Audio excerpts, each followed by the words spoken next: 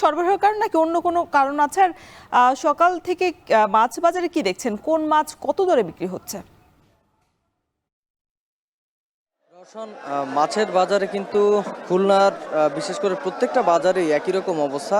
মাছের দাম কিন্তু গত ২-২.৫ মাস ধরেই প্রায় বাড়তির দিকেই যাচ্ছে।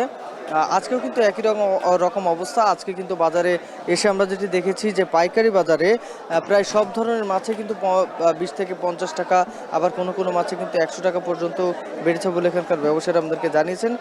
তারা যেটি বলছেন যে মূল মাছের দাম বাড়ার মূল কারণ হিসাবে যেটি দেখছেন যে মূলত কিন্তু মাছের সরবরাহ অনেকটাই কম রয়েছে। বিশেষ করে চাষের মাছের সরবরাহ যেমন কম রয়েছে, তেমনি এখানকার যে সামুদ্রিক মাছ সেটির সরবরাহ কিন্তু অনেকটাই কম রয়েছে। আপনি যে ট্যাংরা মাছ দেখছেন এগুলো কিন্তু আজকে ৬০০ থেকে ৭০০ টাকা করে প্রতি কেজি বিক্রি করা হচ্ছে। এগুলো কিন্তু চাষের ট্যাংরা।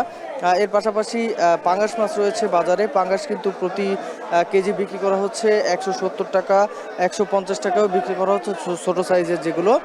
মোটামুটি বললে চলে যে বাজারে চাষের যে মাছ রয়েছে সেগুলোতে কিন্তু ভরপুর রয়েছে। বিশেষ করে পাঙ্গাস, ট্যাংরা বা এখানে শিং মাছ আমরা দেখেছি।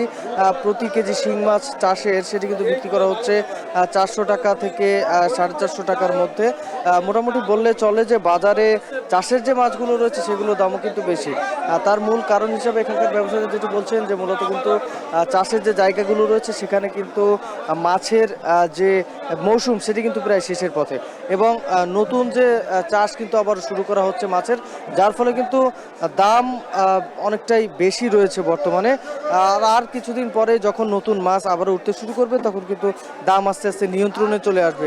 এর পাশাপাশি সমুদ্রে মাছ ধরার একটি নিষেধাজ্ঞা রয়েছে। এই নিষেধাজ্ঞাটা যখনই শেষ হবে তারপর থেকে আস্তে আস্তে কিন্তু সামুদ্রিক মাছের যে সরবরাহ সেটিও কিন্তু বাড়া শুরু করবে। তো সামুদ্রিক মাছ যখনই বাড়বে এর পাশাপাশি এই ঠিক সেই সময়টাতেই কিন্তু এখানে চাষের যে মাছ রয়েছে, চাষের মাছের যে সরবরাহ সেটিও কিন্তু আস্তে আস্তে বাড়তে শুরু করবে। মূলত চাষের মাছের যে মৌসুমটা সেটি কিন্তু একেবারে শেষ বললেই চলে।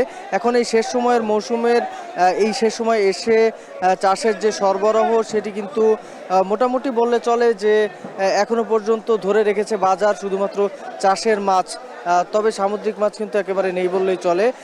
এই চাষের মাছ এবং সামুদ্রিক মাছের সরবরাহ আস্তে আস্তে যখনই বাড়বে তখনই কিন্তু দাম অনেকটাই নিয়ন্ত্রণে আসবে বলে এখানকার ব্যবসায়ীরা আমাদেরকে জানিয়েছেন। সব মিলিয়ে এই ছিল আমার কাছে রওশন, খুলনার মাছ বাজার থেকে সবশেষ খবর।